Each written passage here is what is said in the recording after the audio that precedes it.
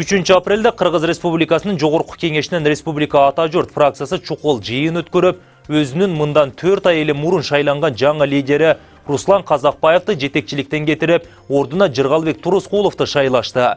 Бирок маселе кече эле чечилип, фракциядагы 28 депутаттан 22си партиянын негиздөөчүсү Өмүрбек Бабановдун досу, оң колу Руслан Казакбаевдин ордуна Жыргалбек Турускуловдун шайлануусуна макул болуп, колдорун коюп беришкен экен. Кечээки жыйын ошол чечимди формалдуу түрдө гана бекитип бериптир. Руслан Казакбаевди Мирлан Жыйынчороев, Кенжебек Бокоев, Алтынай Өмүрбекова сыяктуу 5 депутат гана колдоп, калган 22си Жыргалбек Турускуловго ооп кетишиптир. Бирок бул оюн көп кадамдуу комбинациянын биринчи эле кадамы болгондуктан, муну уюштургандар акыркы президенттик шайлоодо өзүнүн талапкери Бабановго 600 миңден ашык добуш жыйнай алган партияны ээлеп калуу максатын көздөшүүдө. Анткени партия лидери Өмүрбек Бабанов сыртта качып жүрөт. Анын ишенимдүү өкүлү Руслан Казакбаевди бүгүн нейтралдаштырышты. Эми партия факт жүзүндө ээси жок калды. Партиянын адамдык, электоралдык, структуралык ресурстары эки чоң дөөнүн ортосунда талашка түштү. Бүгүнкү Казакбаевге каршы добуш беришкен 22 депутаттын көбү буга чейин бул эки лидер менен шилекей алышкан дос болуп жүргөндөр.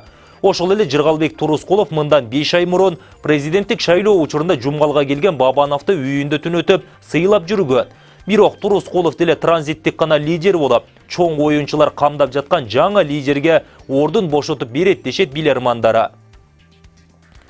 Жакасы бөлөктүн жаны бөлөк деген макалдын чындыгы бар экенин мына эми билип жаткандайбыз. Саясаттын деминен балык кармайм деген эрлер анын майына тайгаланып, жыгылып, эми минтип бири-бирин көргүсү келбей жаткан кезде.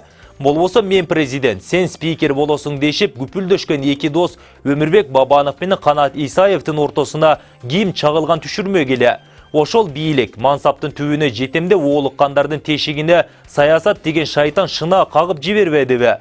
Ооба, кыйла жылдан бери чогулткан берекесинен өмүкен көздү ачып жумгуча ажырады.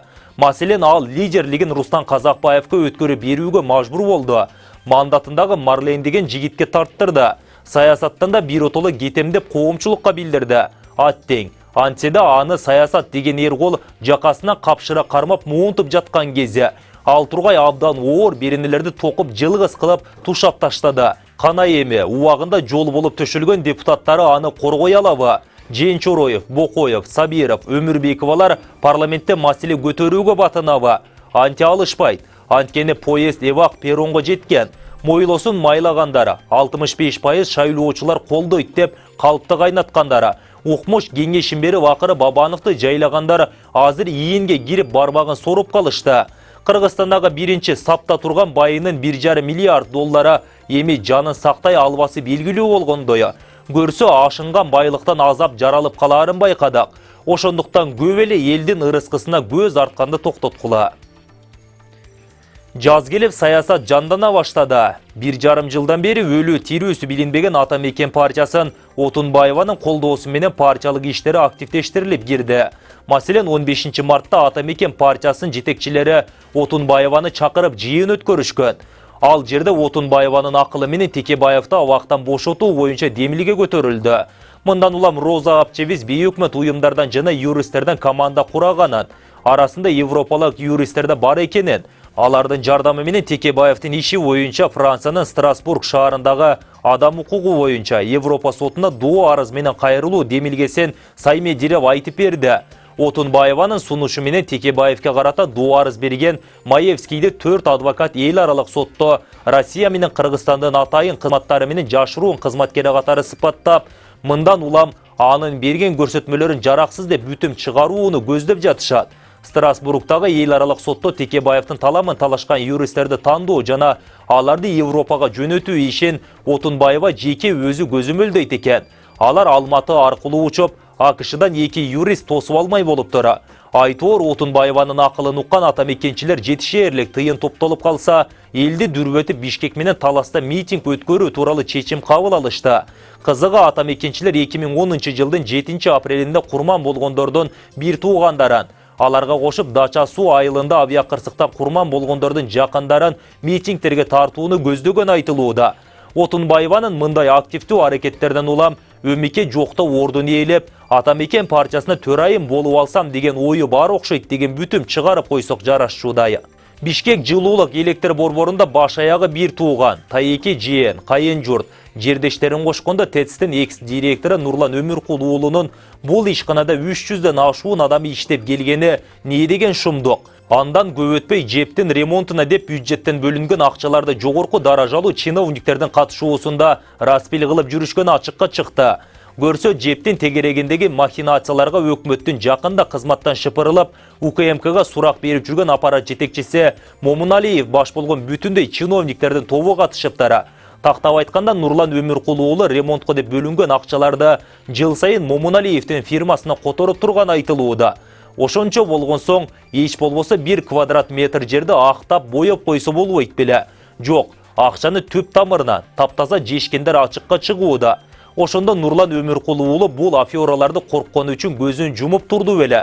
Нурландын долияда болбогондугуна ким ишенет? Шебегени капка ката албайсаң, тергөө амалдары кызыган сайын Бишкек жебиндеги аварияга түздөн түз, анын ошол таптагы директору Нурлан Өмүркул уулу күнөөлүү экени далилденүүдө. Кытайлык Твея компаниясы менен келишим 2013 жылы Жантөрө Сатыбалдиевдин өкмөтүнүн тушунда жетишилген. Анда энергетика министри болуп Осмонбек Артыкбаев иштеген. Балким ушул адамдар келишимдин каймактарын алып, кытайлыктардын эс оозубузду ачырып тандырган сунуштарына макул болгондору.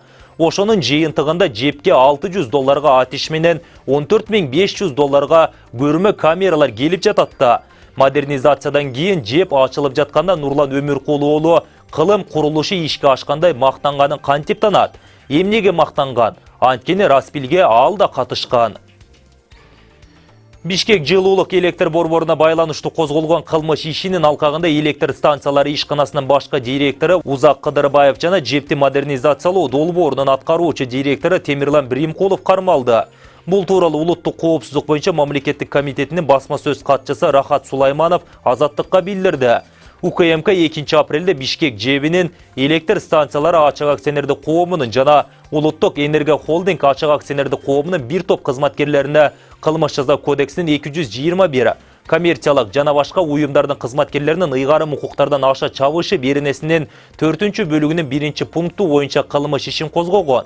Кыдырбаев менен Биримкулов ушул кылмыш иши боюнча айыпталууда. Коопсуздук комитетинин маалымат кызматы билдиргендей, бул кылмыш иши Бишкек жептеги авария боюнча 30 январда башкы прокуратура козгогон кылмыш ишинен өзүнчө өндүрүшкө бөлүнүп алынган. Узак Кыдырбаев жана Темирлан Биримкулов учурда УКМКнын тергөө жайынын убактылуу кармоочу жайына киргизилди. Тергөө уланууда. Жалал-Абад облустук ички иштер башкармалыгынын мурдагы жетекчиси Малик Нурдинов Улуттук коопсуздук мамлекеттик комитетинин 9-кызматынын башчылыгына келиши мүмкүн экендигин өздүк булактар билдиришет. Малик Нурдинов Ош облустук уюшкан кылмыштуулук менен күрөшүү башкы башкармалыгынын түштүк аймактык бөлүмүн жетектеп келет.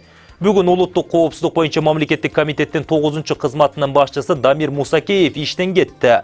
Тиешелүү буйрукка президент Сооронбай Жээнбеков кол койгонун президенттик аппараттын маалыматтык саясат бөлүмү 4-апрелде билдирди. Жогорку кеңештин төрагасы Дастан Жумабековдун бир тууганы Алмазбек Жумабеков Талас облустук ички иштер башкармалыгынын башчысы болуп дайындалды.